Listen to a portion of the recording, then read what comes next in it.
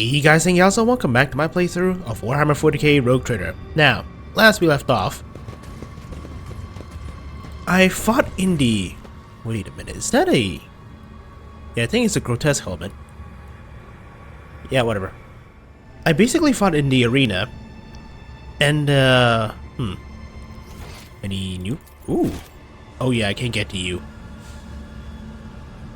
I fought in the arena, I got out of the arena, and right now we're in the Reaving Tempest's spire. Is there money to be made? And I just caused two Cabals to kill each other. And in today's episode, we're gonna move on, hopefully to, you know, maybe to fight Ymir's herself, but hey, let's see. Rise to the top, or get left in the dust.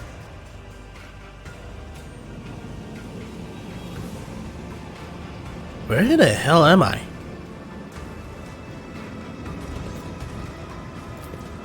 You belittle me with this. Okay, I believe I cannot go back up. Nope. Why do you guys hang dudes here?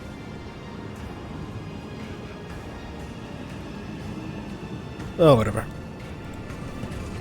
I don't think I can do anything here. 70%, eh? You see what? Number of... Damn it. Number of containers of sorts... Some sort of beyond the enclosure. Okay, let me save.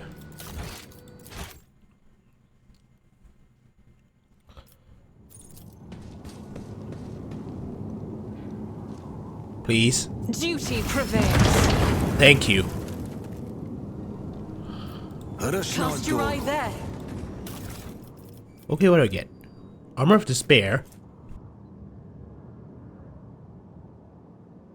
Avenger Tactical Gauntlets.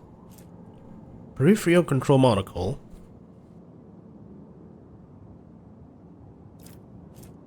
Xenoectoplasm Grenades. Xenospasm Grenade, sorry. And a Melta Charge, of course. Quite good, I guess. I always keep my options open. Anything here? Nope. Anything here? Come on, give me something. Whatever. Oh, why is there two? Okay, let me save.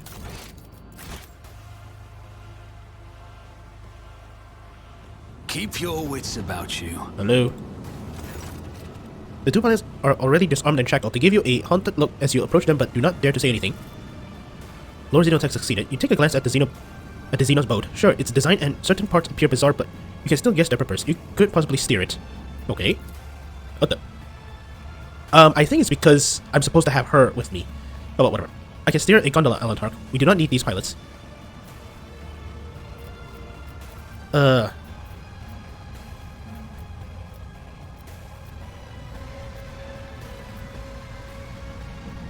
Let's not. I need to get to the top of the spire of the Reaving Tempest. The pilot exchanges glance, and one of them says with a nasty smile, "Are you trying to escape, monkey? Don't you think you're the one in our hands, not the other way around?"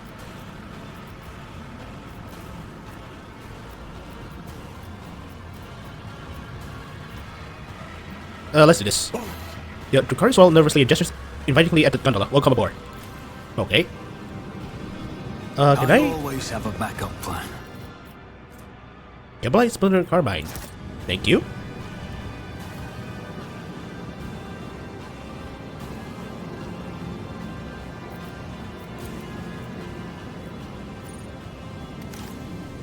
And without further ado, is there money to be made? Let's go. Yeah, there's not much I can do now. Yeah, let's go, let's go.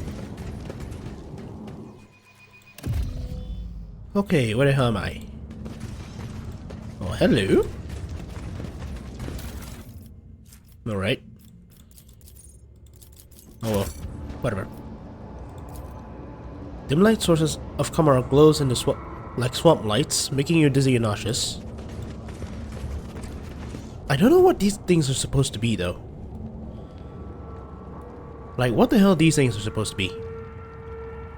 Crates? Well, it's not crates because we already seen what a Drukhari crate looks like. Like, it looks like this, so what the hell is this? Huh. Always keep your eye on the price. Anything... Wait. Earlet elbow art? What the hell? Oh.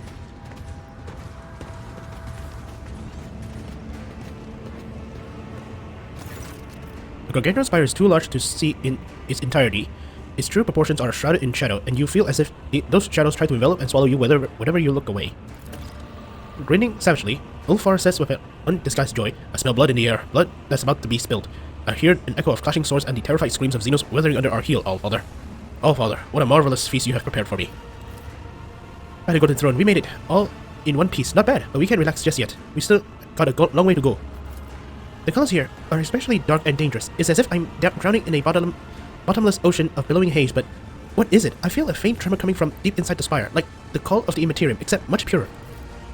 The spire of the Reaving Tempest, the seat of my cabal, both a place to find respite from the scheming of our enemies and a deadly trap for those too weak and soft for our ranks.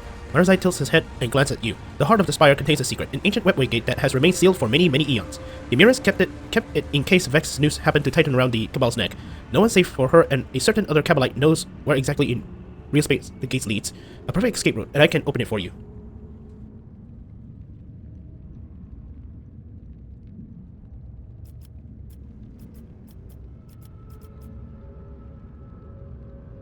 How do you know how to unseal the gate? I find such a deep trust between Drukhari too good to be true.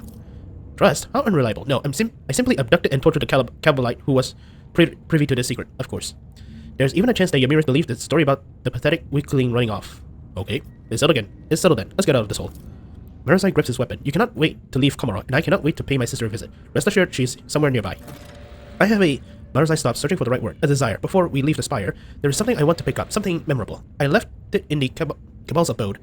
I do not want it to fall into the hands of others when carrion eaters and looters flood the spire after we are gone. There could be something in it for you. It lets out the last word hanging in the air. Fine, just find out where this property of yours is. Of course, first we need to find my raider. Most likely at the end of the dock outside the spire. Let's go to the end of this terrace before we enter the spire. Ellen Hark? Yerlit touches the glowing stone in her chest and turns her aching gaze to the spire. Her face is burdened with a strange expression, as if a roaring torrent of sadness, fear, and rage is about to erupt. My kin from Kudarok is still there. I can sense it, as I can sense the flames of their souls inexorably going out. Please, while there is still time, I must save them. Let me accompany you into the nest of depravity, the domain of pain, anger, and betrayal of my kind. Yerlit's voice is trembling like a taut string, and her eyes are clouded with darkness. Fury and fear are devouring me from the inside out, and I do not know what frightens me more, the grim answers that hide behind the spire walls, or the scars that my heart will bear once I discover them. Yet, I must learn the truth about my world. Perhaps, this is the day the outcast finds her path again.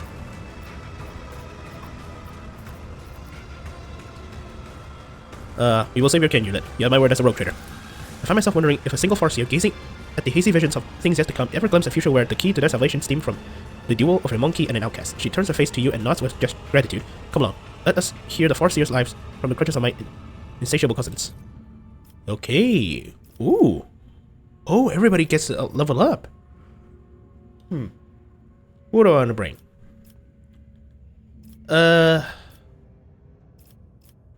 Okay, let's not bring Jay. I mean, Jay's good and all. Wait, Jay is kind of the tech... Jay's the tech girl, right? Damn it. Ulfar...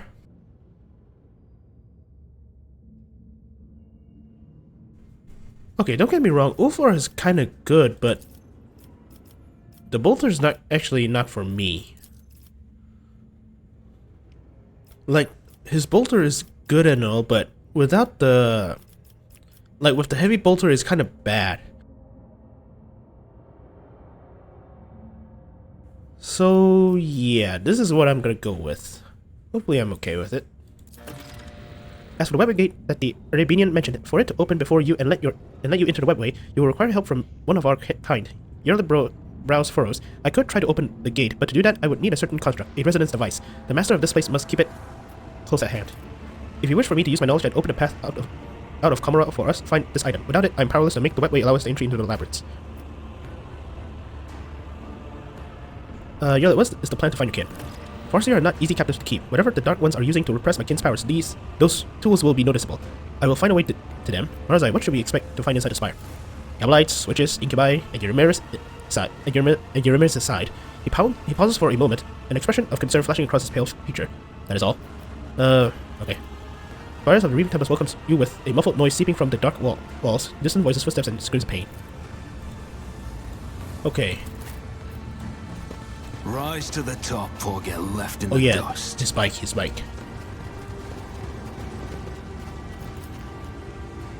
The vast towers of Kamara springing up out of the out of the darkness surrounding the spire at insane angles, violating all laws of physics and perspectives. Let us not dawdle. Okay, This is intriguing. but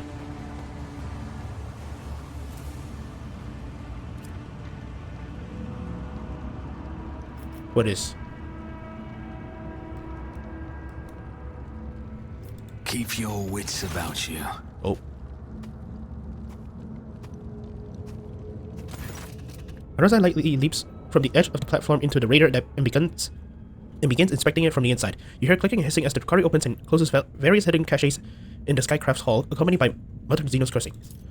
After a minute, Marazai bolts upright and freezes, clearly wrestling with his own irritation. A moment later, he cranes his neck to look down into the abyss beneath his feet. Come here, State. Take a look at this view. Let's do this.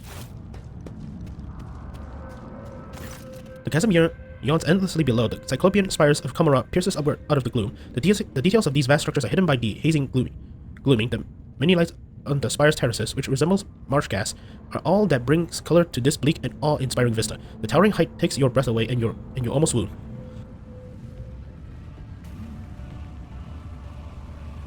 And then a gentle shove at your back makes you lose your balance. Really? The moment stretch into an eternity, your firm footing is swept out from under you, your heart stops beating entirely. The chasm below seems to rush up towards you. You're ready to swallow you whole, and then a clawed finger close around your wrist, halting your fall, but holding you suspended over the abyss. Marazai's laughter rings with dark delight when he finally tugs you back into the raider. Damn you, Marazai. Terror, unbridled, exquisite terror. Far more bite to it than the stale, predictable pain of torture victims. That burn in your chest, that tang in your mouth. Can you feel the blood roaring in your veins? Your heart battered out a march of triumph. Life becomes more vivid when death can come at any moment, Hyphostate. I will continue to remind you of that. I'm beginning to regret getting you. Without giving you a chance to respond, Marazai steps over the side of the raider and turns to the platform. The Tempest Kabbalites have already picked the raider clean. That means what I seek must be hidden somewhere in the spire. I think it's in the torture chamber. Once inside, we must proceed through the first chambers directly ahead and turn left. Then left again. Come, I intend to claim what is mine. What is this red thing? Huh. Okay. Abelard, Ofar, are you guys good? Okay, let me upgrade first. Oh. Okay. Okay, let's do this for me. Let's do this for Marazai. Let's do this for Yerlit. Wait, she still have... Oh. Okay. Let's do this for her. Let's do this for Argenta.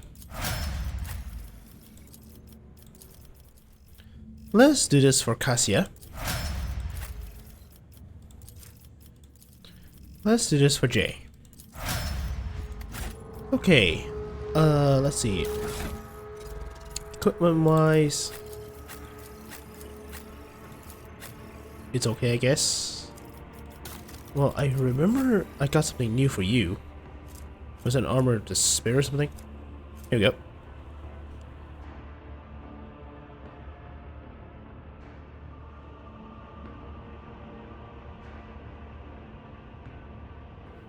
Only missing combat suffered. Yeah, it's okay, I guess. For you, first Kabbalite armor. Do you have anything better? Ghost plate armor.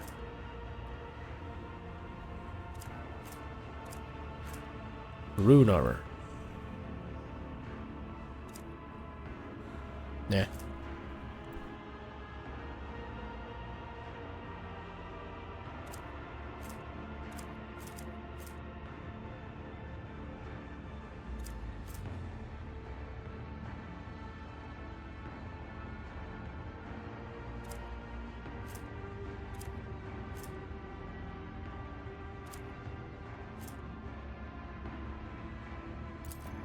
Let's give you this.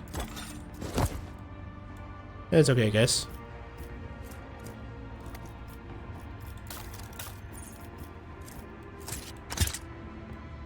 Yeah.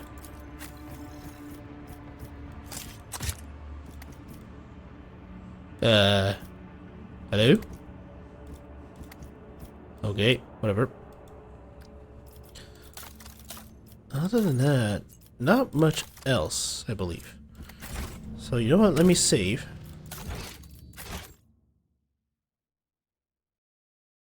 Now let's go. Whoa. What? Oh. Okay. Trading is just like art.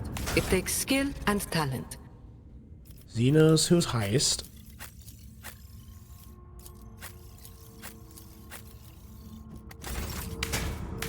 I align my path with yours. For now. Too hard for a simple monkey? Xenos sinister can be disabled if only one get past it. Where? Oh.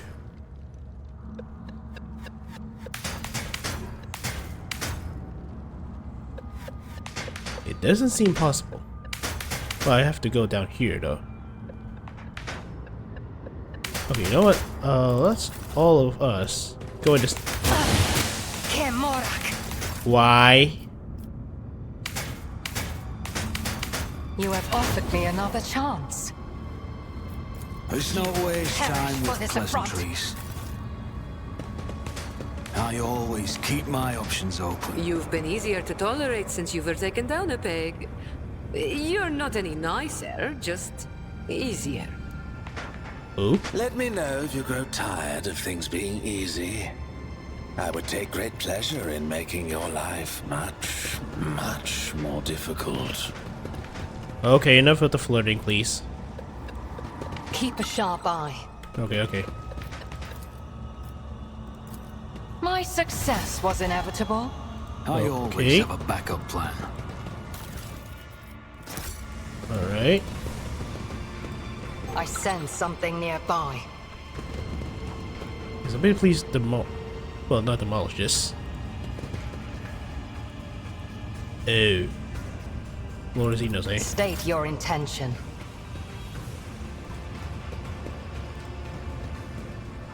Okay. Morak.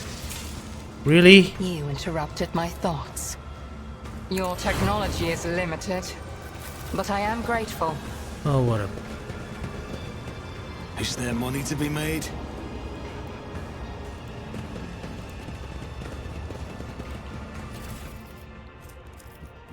Okay. Always keep your eye on the price. Oh wait, there's something above here. Yeah, okay, I need to find you somewhere to get up there.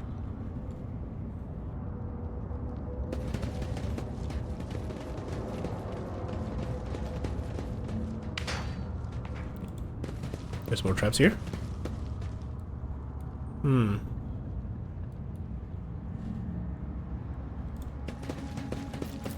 The songs of my ancestors speak of stars long forgotten and worlds long gone.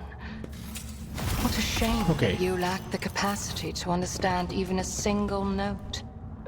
Oh, hush. Keep your wits about you. Wait. Those are Aztec warriors. Yeah, those are Asuyani. Okay. Those are Asuyani warriors. What the hell?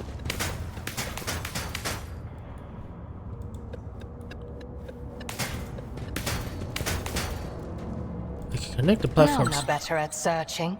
I'm restless. Okay. Pull back, please. Heal it, please. I have learned much in my exile. Let us not dawdle. Okay. Right there.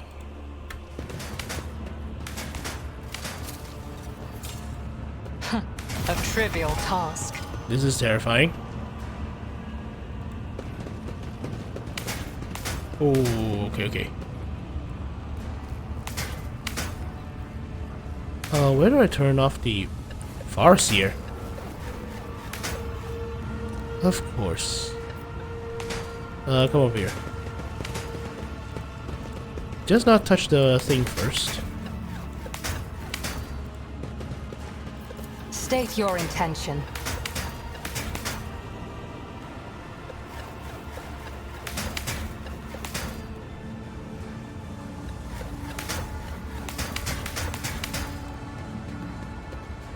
Okay. My success was inevitable. Alright. Oh, perfect. Rise to the top, or get left in the dust. Can't hide from me. Okay, what is... What the hell? Oh, okay, let me save.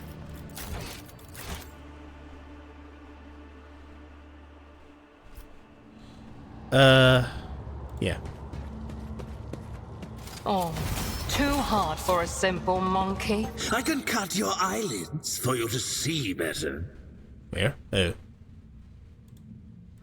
Oh. Where's here?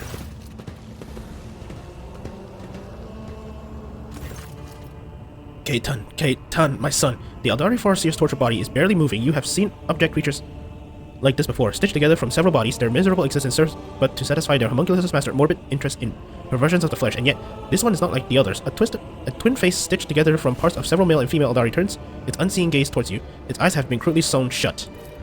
You have come, my son. A woman's ghostly whisper escapes the cut up lips, oozing blood and pus. Hold the line. Don't let the corruption seep further. A commanding shout comes with a cough from inside the ripped open thorax, where 3 hearts are beating inside a single ribcage, as in a prism of bone. I finished the statue, master. A fleeting satisfied expression passes over the stitched face as a suave young voice interrupts the warlike shouting. We are all united in the shadow of the great tree, sister, until Caleb and Chicane claim our hearts. Your elucidator disconcerts yet another voice, soft and profound.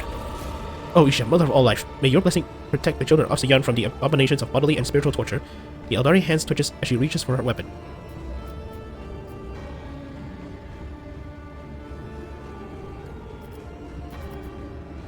What are you? Forgive me, Keitan. Ever since the founding of our craftful, I took upon myself the duty of caring for Kudarak's children, yet my own son, oh my Keitan. Why did your path have to take you so far from home? Today, Cain blood leaves his hand again, with our blood and others. You must learn to accept your fears, to tame your anger. Ebullient youthful laughter sounds entirely out of place in the dark place. My Nethra, my love, I dedicate my last statue to you. Don't cry, my path of the sculptor may be at its end, but I have a different path ahead of me. Will you walk it with me? Today we mourn those we've lost. We are sons and daughters and brothers and sisters and parents and lovers whose souls the wind took. I doubt they can hear you. The homunculus experiments have twisted more than their bodies. Their minds and souls have been remolded into something wrong. All of this is wrong. It must not be. The Aldari usually calms voices trembling, either with anger or with fear. Now let's examine the creature. Okay, besides the meticulously sutured limbs, the twin face with all eyes sewn shut, and the dissected thorax, you notice the faint gleam of steel strip soldered into the creature's neck, hands, and shins. The strange energy they emit reminds you of a technology behind the scythe shackles used to restrain strikers and the Imperium. Oh, okay.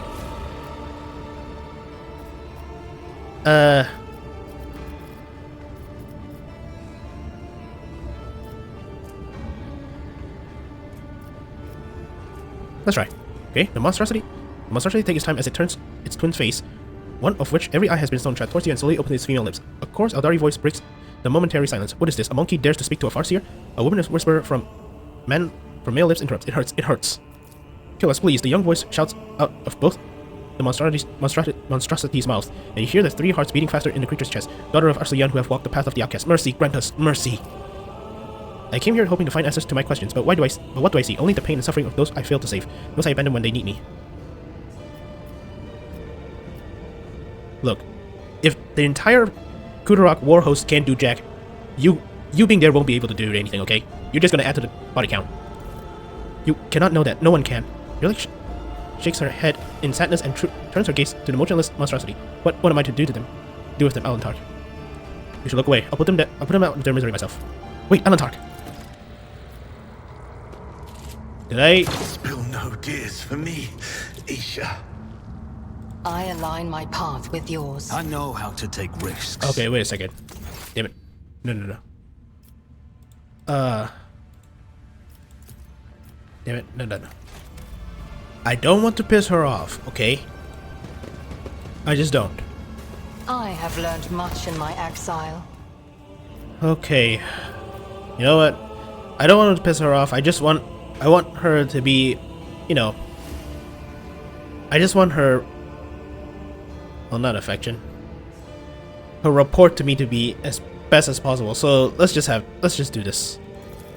Yulet winces and draws a weapon with resolve. You are right, Alantark. After everything that happened, I have no right to leave them like this. The shadow of she who thirsts is creeping ever closer upon their already twisted souls, but I will not allow her to devour what is left of them.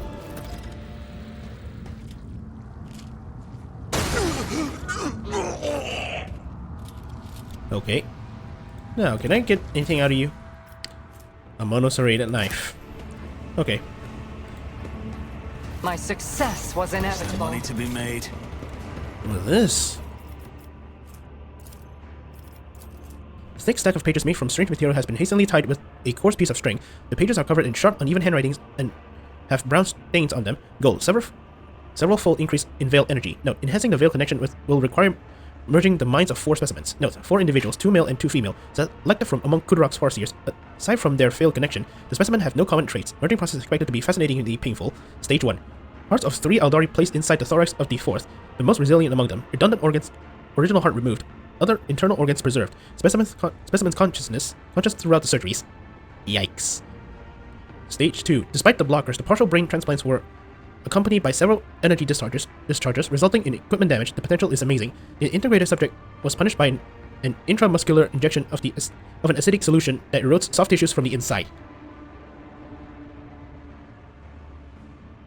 I am beginning to regret reading this. Stage 3. Subject stable and controllable, undergoing significant physical and psycho-emotional distress as the Aldari minds are becoming aware of the situation. The energy discharges increases every time the blockers are eased or pain receptors are directly stimulated, confirming the expected result. In order to intensify the pain experience, the subject will be nourished by essence of its own torture. Stage 4. The Aldari consciousness are trying to consume one another, perhaps in order to lower the net pain awareness. Curious, the subject must continue to be saturated with its autogenic agony with added psycho-tranquilizers injections. Note, enhance the subject's physical suffering with internal bone tissue disintegration. After that, the notes becomes indecipherable. Okay, whatever. Okay. That's dark to read. Always keep your eye on the prize. Okay, there's some goods over there. Many Ks. Let's go over here first. What?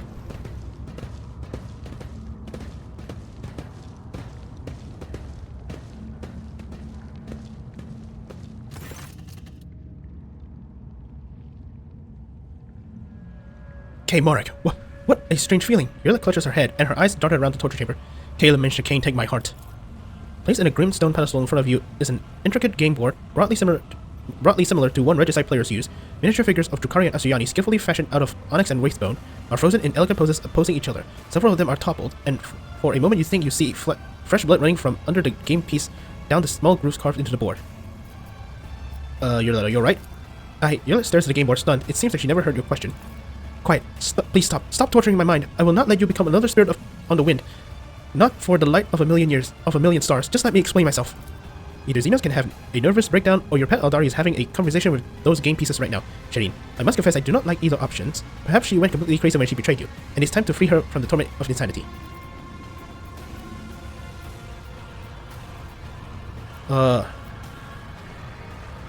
What's going on? I left Kudurok because that was my path. It is not what you have been teaching us from birth until the final moments of our lives. I can hear it very well, the mournful lament of our brothers and sisters tortured to death in this room. I would prefer not to hear it, but I cannot, as clearly as I hear the melody of your soul's torment. But don't you dare. There's no need to blame me for what happened to you. Yurla clutches her jaws and seeming to stop breathing entirely. Okay. Wow. One of the farseers are trapped inside the game board, correct? Your words snapped Yurla back from her lapse of reason. How do you know? A monkey is incapable of hearing the call of the immortal soul of the child of Zion. Could it have been a simple guess? Yet you are absolutely right, Eldentark. In their torture, the Dark Ones go far beyond the limits of the possible. For imprisoned within these game pieces, within this game board designed for games that intrigue the mind, is the soul of a farseer. Why would Drukhari imprison a farseer's soul in a board game? What? does the wind blow and the rain fall? Why does starlight illuminate our path and darkness dismay us? It is their nature, for it is the way of the world. The dark ones feed on despair and suffering, while the Farseer are powerful beings of unbending will, whose souls, however, are brittle. Every move on this game board causes the Farseer nothing but pain. She feels everything, sees everything, and is aware of everything. She dies with each taken piece, and is resurrected at the end of the game. Let's twist her mouth and reverse the gate. Looks like the Farseer has put you through a mental torment. What did she say? That I am a traitor and my path is paved with the bodies of my kin. That I am an outcast who carries the blame for the destruction of my home, since I heard the call of our dying ancestors but did not return in time. That it should have been me in her place.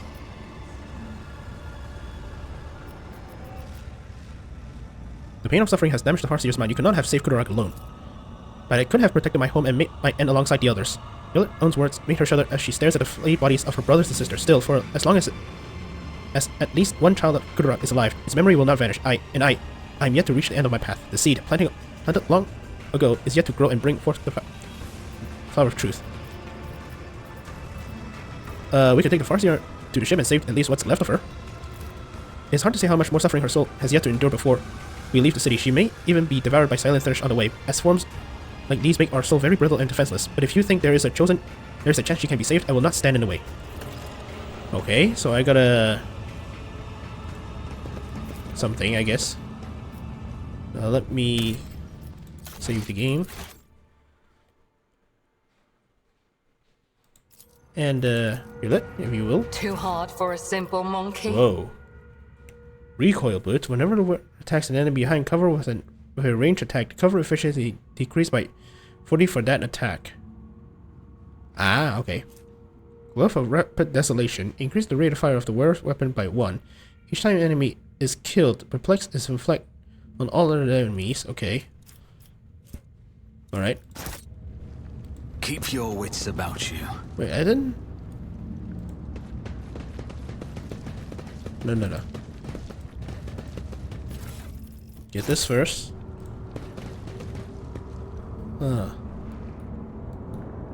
What the?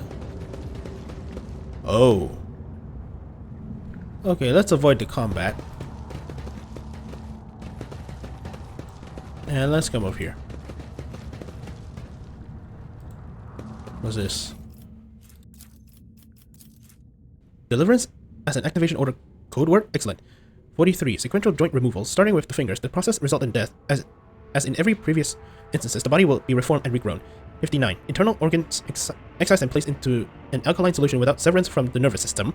The subject is observing its dismemberment and experiencing the pain at its full intensity. The agony strengthens the connection to the veil, but the body is weak and inevitably perishes. 71. The subject's body disintegrates faster with each new assembly. Thermobox introduced into the torso for alternate cooling and heating with constant electrical stimulation. The subject survived for 4 minutes longer compared to the previous resurrection. 75. Physical torture discontinued. Audiovisual headband placed on the subject's head to broadcast images of its suffering kin into its consciousness. Cardiac arrest recorded 90 minutes later. 96. Subject in possession of all previous knowledge, including memories of pain and death, and therefore fully compliant. Phenomenal strengthening of the veil connection observed, but the body survives for no longer than 3 minutes under any set condition.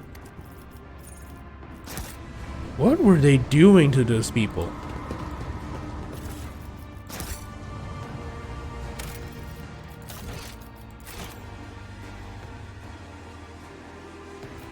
I always get the Whoever job impersonates done. inside the capsule, they're moving ever so slightly.